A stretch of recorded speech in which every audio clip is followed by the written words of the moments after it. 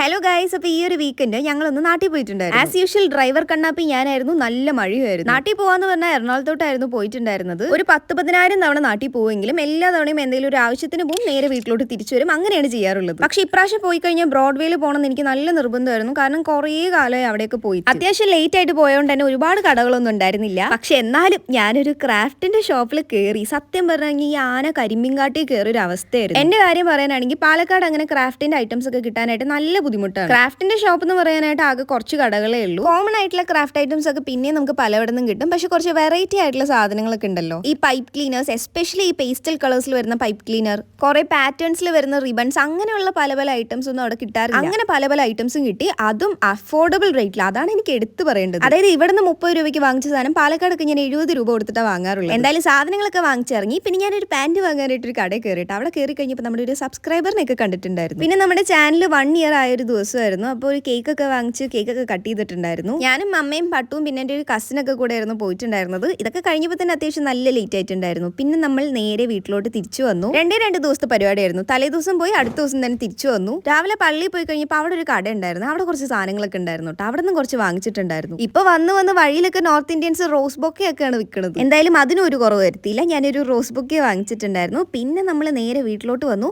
എന്തൊക്കെ വാങ്ങിച്ചു എന്നുള്ളത് ഞാൻ അടുത്ത വീഡിയോയിൽ പറയാം.